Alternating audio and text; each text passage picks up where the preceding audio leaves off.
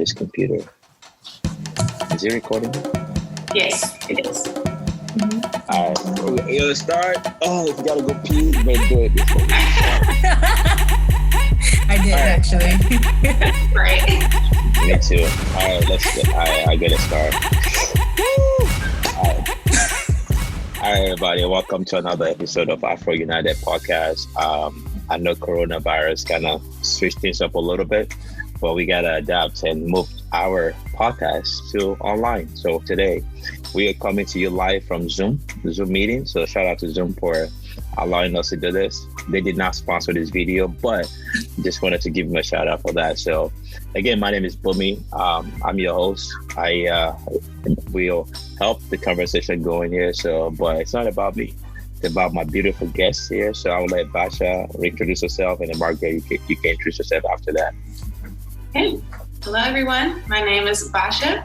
I work in content marketing. I'm a creative at heart. Anything writing and design is what I do. I'm also a big advocate for financial literacy and education. So that is a little bit about me.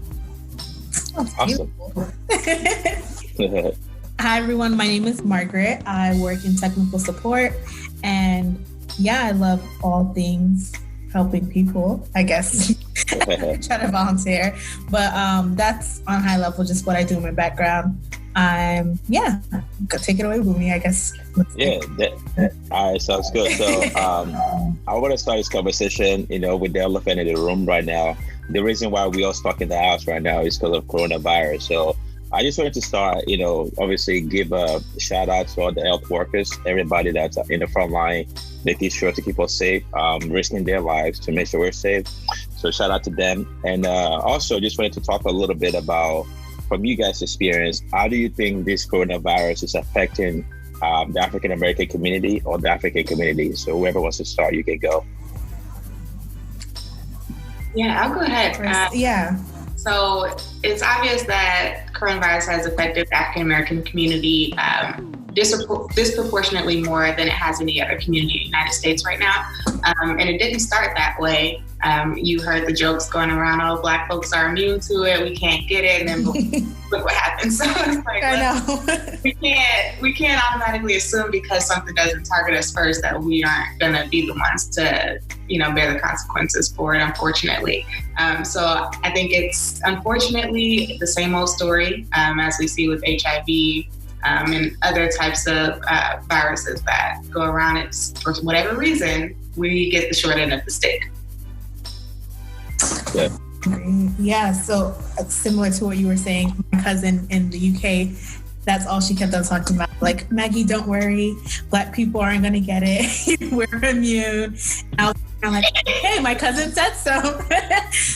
So now it is an unfortunate reality. And I think it goes back into what you talked about, or I guess your focus being financial literacy. I think that plays into why maybe the Black community, I think, is also being heavily plagued with this. Just our financial situations are maybe affecting, not so much, I guess, our exposure, but how COVID as a whole is not as beneficial for us with regards to finances, with regards to health. And so I think it's unfortunate. I think it's really sad. I don't know what we can do outside of just hoping and lending a hand, maybe reaching out to people. But it is, I think, an unfortunate reality that we are having to face. Again, from my point of view, I feel like definitely it's affecting us. I 100% agree with you guys. We thought Black people were immune. We got that melanin skin. We're not gonna catch it, but as you can see, that's a lie. So social media kind of, they got us. But we pray that everybody that's affected, they get the cure, and hopefully we can soon beat this and be able to get back to our daily lives. So moving on to that, I know that there's this thing about African American community about getting vaccinated. So whenever we do get the vaccine for coronavirus, what do you guys think is going to happen? Do you think African Americans are going to get it, or Africans are going to even get the vaccine in the first place? And we can start with Margaret. Yeah, so I'm actually speaking on vaccines as a whole. I'm pregnant right now, And I'm not fond of vaccines, to be honest. But during your last trimester, they recommend that you get a Tdap shot, which essentially helps babies with whooping cough or prevent them from getting whooping cough and other diseases, essentially. And so I was very hesitant to even have that shot administered. And I think that's because of my background, because of my upbringing of, drink some tea, lay down, take this pill. You don't need all of these extra preventative measures because they may do more harm. And I think there's also just there's a fine line, because I do think vaccines can help. And so it's just being more knowledgeable, reading, taking the time, talking to people who have had the vaccines, I think helped me make that decision to get it. But with regards to the Black community, I think it's just sometimes just misinformation, like you talked about, the media, Instagram, Twitter, just going a bit deeper and not relying on one source for your information will really help us as a whole to just thrive as in general. So I can't speak for what all Black people are going to do, but I hope that we take the time to be more knowledgeable about the different vaccines and how they can actually help us. Yeah. Yeah, I agree with that. I think it's all about being knowledgeable on what vaccines you choose to get to prevent certain types of sickness. My mom was kind of like on the middle line of it. So I got all of, the vaccines you get as a baby and as a child. But when it came to, what is the one for women? HPV. Yeah, she's not getting it. And I they haven't gotten it. And I'm kind of thankful to her for not forcing me to do that at a young age, because they were just, I still haven't done my research on that to see if it's, useful. But there's strains and they mutate. So it's like, what's the point? So things like that, like a flu shot. I know this is controversial. My mom never made me get a flu shot. She didn't trust it. To this day, I've never had the flu. Knock on wood. Never had a flu shot. And so when it comes to this coronavirus vaccine, we'll see when it gets here what. I'm gonna let y'all test it first, see what happens. Then we'll see. But yeah. And just to go back on that flu shot one, I know a lot of people they get the flu shot every year and they get sick. But they're not knowing that they just have the common cold. So the flu shot is not going to prevent you from getting the cold.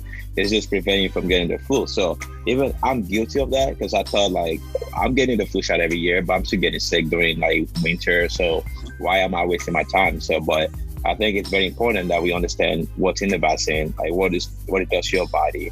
So I think once I understand it, I'm like, oh, okay. Right now I do get the flu shot once every other year. I don't know why. But personally, I think when the coronavirus vaccine comes out, I might not get it the first year just because I don't know what's going to happen. Maybe in the next 2 or 3 years, I might be open to like actually getting it. But I agree that education, just knowing what it does to your body and understanding a little bit more, because it's going to react differently in everybody's body. I'm not a doctor, but I think just understanding it a little bit, it's going to be very important. So on that, I'd like to move on to a little bit about education, right? I know three of us right now, I know you guys very well that we come from a very educated family and we are educated ourselves. What do you think, the education in the African American and the African community, what does education look like? Like, in terms of like getting higher education or even like whatever it is. So just wanted to hear from you guys, like education, what does that look like in your community? And we can start with Basha. Yeah, so education in the African American community, I go back to high school and my experience there. I went to a really small high school, 164 people graduated in my senior class. Most of us, like I would say above 90% of us, got scholarships to go to college. And that's because we had really strong mentors that led our school, our vice principal and assistant principals and other teachers that made sure that we had that opportunity and without the debt that comes along with it. So if you have a scholarship for your first year, just go. Just figure it out, see if you like it. You don't have to stay, but it's free, go. And so I think a lot of us benefited from that. A lot of my peers didn't graduate from college, but they did try it out. And I think they're better off because of that, having that option. So I would say if you have the opportunity, in the Black community to go to college, definitely try it, but don't sink yourself into debt trying to make it out, because there's other ways to be educated. The internet is free. YouTube wasn't as big, back in 2012, even 2015, 2016 when I graduated. It wasn't that big back then as it is now. So it's easy to educate yourself in non-mainstream ways. That's true. I would agree that there are other alternatives. I think being brought up in an African home, it's definitely pushed that in order to be successful, you have to go to college. That's the only way in which it's regarded as you are a success. Then after that, master's, PhD. And I wouldn't say for all African countries or all African households, but there's a common thread amongst many families. And so I did go to college. But outside of that, like you mentioned, there are alternatives. And I think it's also just being a product of your environment and having good support and good help, like you mentioned, even though I would imagine maybe not everyone that you graduated with, maybe their parents went to college, but you guys had that support system internally within your schools to help expose you to these other alternatives. And I think that goes a long way. If you don't know better, how can you actually do better? So I think as a whole, it plays on both sides, whether you're African or African American. Black people as a whole, it boils down to our exposure and our access to these resources and how we're brought up. But irrespective of how you're brought up, that thirst, that drive can definitely push you to excel and really succeed in life, irrespective of if you go to college or not. Yeah, that's my perspective. Yeah, and you guys definitely brought up a great point about access in general. Internet being so popular right now compared to what it was before back in the day. So, like you said, YouTube, right? A lot of people are making money on YouTube just by watching videos, and so you can go there and just get entertained, or you can go there and learn something new. So I guess my next question to you guys is, what do you think about the future of education in the African and African American community? In the next 10 years, what does that look like? Will college be very important? Because before, maybe 10 years ago, a lot of people are not really going to college. In African American community, people are celebrating just getting out of high school. That's a big accomplishment. But looking forward, maybe 10 years from now, what do you guys think, from your opinion, what do you think is going to happen to education in our community? And Margaret, you can go. Yeah, I would hope that it continues to evolve. I think we're, as a whole, at a disadvantage. When I was reading up on a lot of schools shifting to online learning, you also have to remember a lot of students and kids don't have access to at-home laptops, at-home tablets. And so right there, they're already cut off from advancing, not because maybe they don't want to, but because they don't have the tools. So we would have to really dig deeper into making sure all Black communities have access to tablets and all these digital advanced technologies to really help them grow with the times, because technology is a part of the future, whether you want to hop on the chain or not. So I would hope that as long as we continue to make sure that we have access to these resources in schools, not just at libraries, but at home, I think we can definitely continue to grow and evolve as a community and succeed, but only time will tell. But yeah, I hope. Yeah, what about you, Basha? I think the technology, like you said, especially for primary school, they need that access at home to be connected to the world. As we get into higher education, I don't know what's going to happen there, because if we look at the numbers, it's trending down. Enrollment across colleges and universities is trending down. And we're seeing having a trade. We have, not deficits, but we need folks, to be doctors, and, we need plumbers. We still need those folks. And with more people going to college and those jobs are looked down upon, who's going to do them? They make good money. So I think that we'll see an uptick in those types of trades rather than education, since those numbers are trending down. I used to work at a nonprofit that was a Greek organization.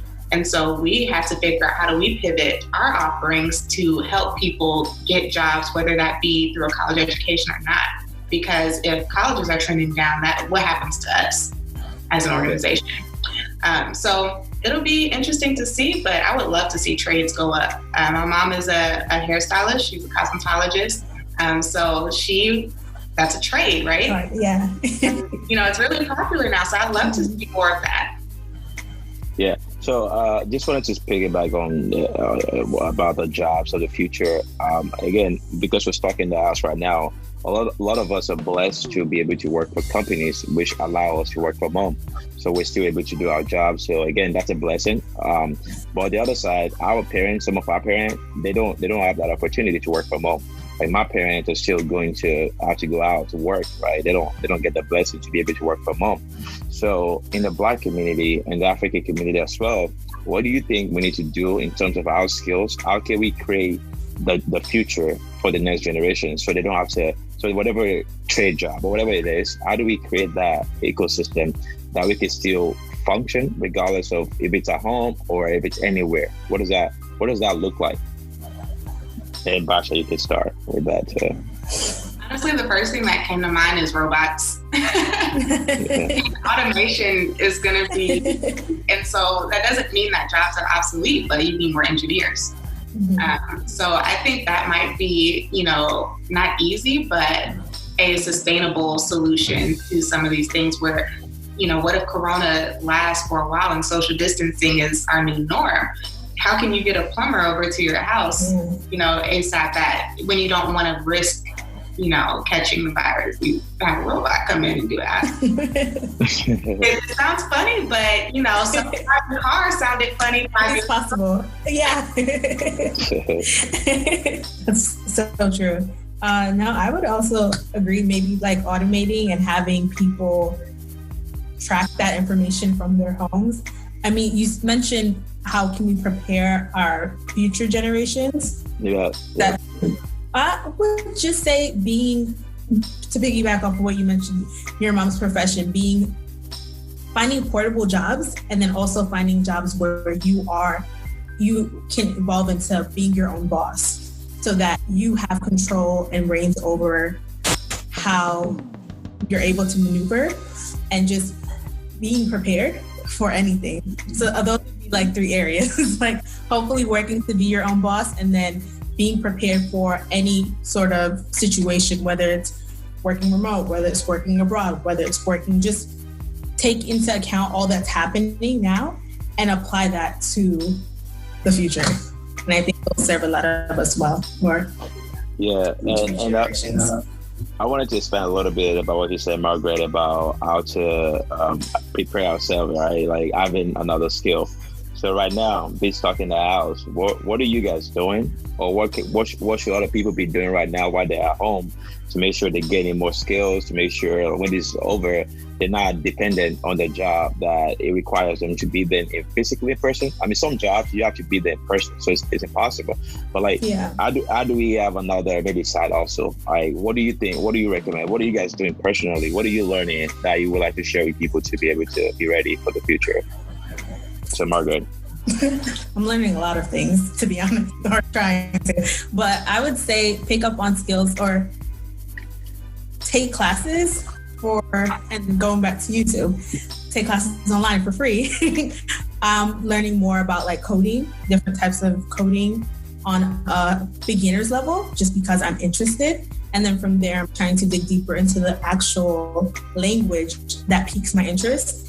But I would say use this time to build upon yourself, build your skill set, build what will make you marketable, not just for your current employer, but for other potential job opportunities, just in case things shift. Things are great now, but it can happen in the future with your current employment. So just build upon your skill set, whether it's YouTube, whether it's Khan Academy, they're all free. Coursera, you can apply for financial aid, and the class will also be free. And so there are resources and tools out there. And it doesn't have to be just with regards to skills, maybe talents. Maybe I like make candles. be honest.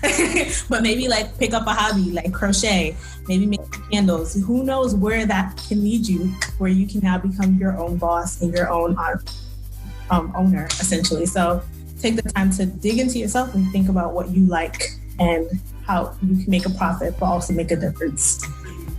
What about stuff? Yeah. I know two women that make candles and sell crochet items. So I mean, it's a dynamic duo. I mean, I love to crochet. That's a hobby that I learned when I was 10 years old. And so I've recently just picked it back up, and I have a blanket in my room that I'm making. So that's just a fun hobby. But outside of that, I am getting my master's starting next Monday. So that's going to thank you.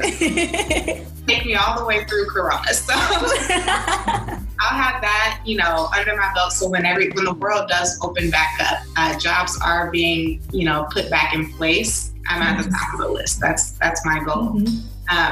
But I mean, the whole thing about being your own boss, I think that's an amazing quality to have, and amazing way to make residual income. But it's also something that you have to be mindful about, because as we see now, small business loans, like the government is trying to help these small businesses float along this ride of Corona. But do you want to have to depend on that as, your own boss? Not all small businesses are created equal. And so that may not be a headache someone's willing to take on. Me personally, I can't see myself at this point in life dropping everything to start my own business. I just don't think that's sustainable for me and my personality type. I like to know what's going to happen, but right now we really don't know. So who knows? I have better luck dropping everything. Keep crocheting. Keep crocheting. So yeah, that's my take on it. I think it's not a viable solution for everybody to start a small business, but if you have the means and the time to do it, why not? Yeah, I mean, those are great examples. I don't know how to make crochet, or do I even know what the hell a crochet is? But we'll send you a link.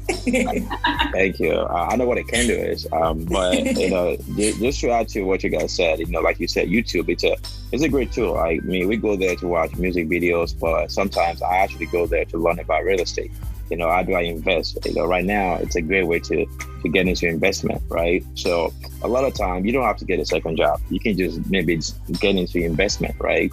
And that can be your second also. So now, like, when things are down right now, it's a great time to start investing more, because a lot of stocks, they're lower, right? Like the cost is a lot lower, so you can trade. So that's just my advice, is just, get more into investment. And invest wisely. Don't pour personally, I don't like to pour my eggs in one basket, because if one company trash, then that's my whole investment, right? So so I kind of put it and understand it a little better. I am not a financial advisor, but that was just my recommendation to everybody. I just want to wrap it up a little bit on there. I wanted to talk a little bit about family, because I know that, again, not our family member, we grew up in different family dynamics, right?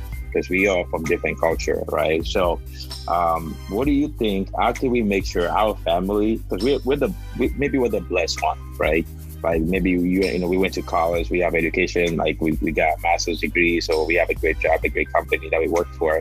How do we make sure our family members are also on the same level? Because I heard somebody say, if everybody around you are good, they would never need anything from you. But if you're the only one that's good, everybody's going to be coming to you, and it's very stressful. How do we make sure people around us, your family, your friends, how do we make sure they're on the same level as you and help them? So what should we be doing right now about that? So we could go with Basha too. We can start. Yeah, really just educating and passing on knowledge. I'm the first in my immediate family to go to college and graduate. So oftentimes have to pass that information back. My parents are very smart and intelligent people, but my mom didn't finish high school right away, and she got her GED later. My dad finished high school, and that was about it.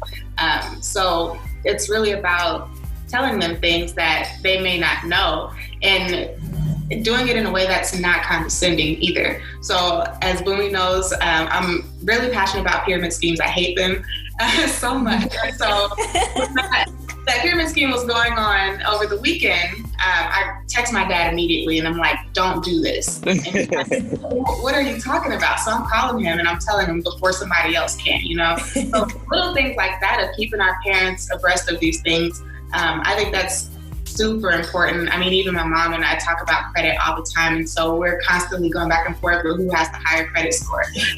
So having that fun game and motivation is how I keep my immediate family up to date. And, you know, I think they're inspired by some of the things I'm doing at only 25 years old. So that's how we operate, but I know that's not ideal for everybody. So it's a good point. And I know I don't want to get into pyramid scheme, but I know Mike definitely has a lot of information about it. And yeah, I swear to God, I get at least one request a week about journey one. But yeah, Margaret, what about you?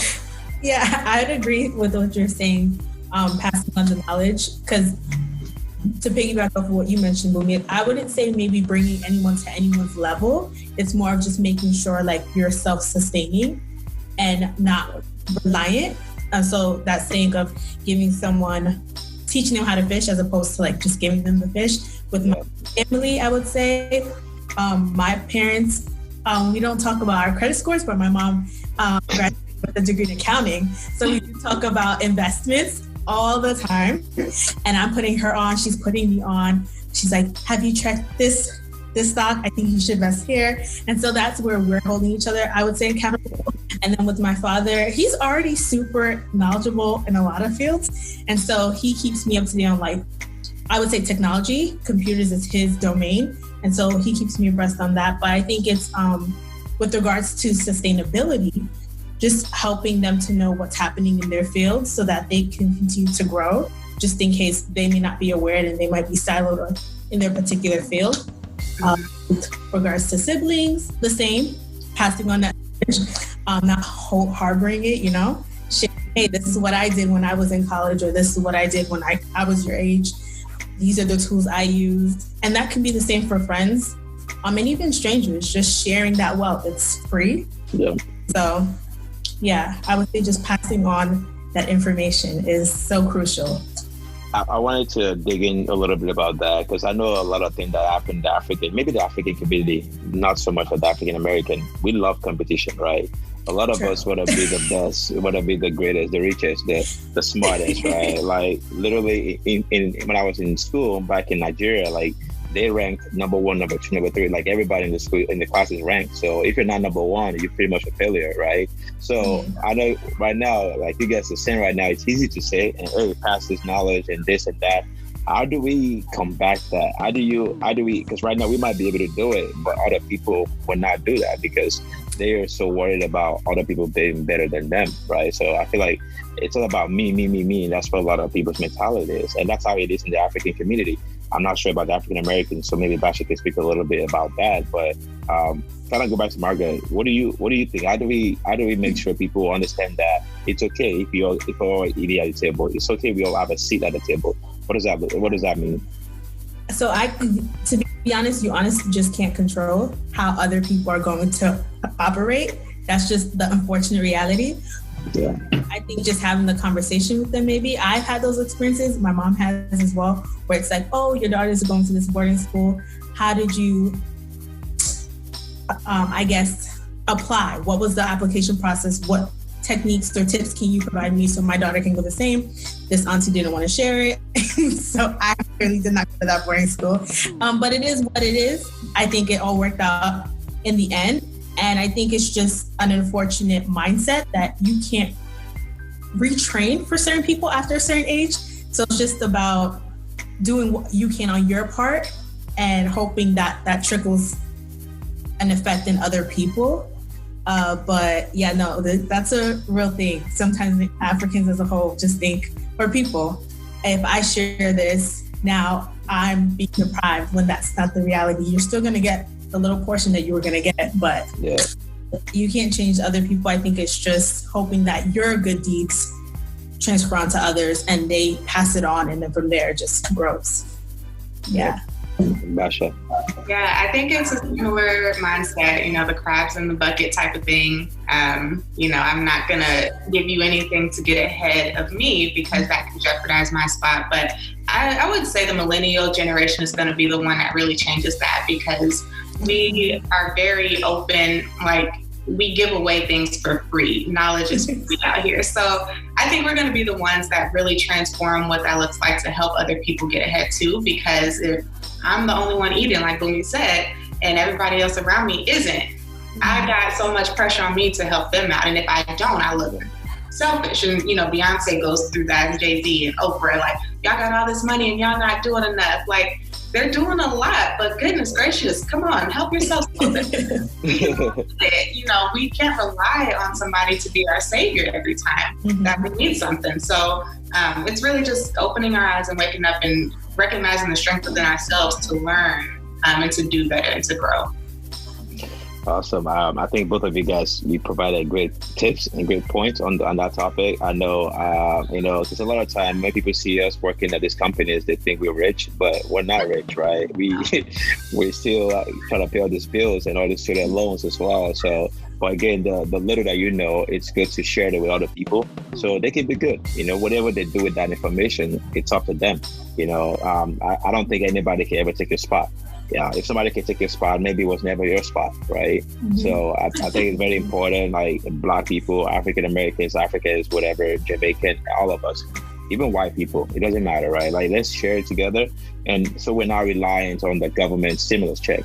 I mean, that $1,200, it can only go so far. Like, a lot of people's rent, it's more than that, right? So how are they gonna eat, right? So let's try to see how we can help each other out. So with that being said, I want to bring it to a close. So I like to do this final thought. So I want, we'll go around, start with you, Basha. I just want to see any other tip, any other thing you would like to add to this conversation. If there's anything about you would like to share, if you have any business you would like to promote to people, this is a great time to do that. So we'll start with you. Okay. I think the last thing I would say is to be mindful of the context that we have these discussions in, and that Black people as a whole are in, especially African Americans in the United States. We didn't start at the same goalpost as everybody else, as white Americans did. So a lot of times people think, why aren't we more ahead than we are? And it's like, we're 400 years behind. So I don't want anybody to ever forget that when they think they're not doing enough. We can always be pushing ourselves to do more, but don't beat yourself up, because we still got a lot of work to do. We got to run twice as fast to get to the same spot.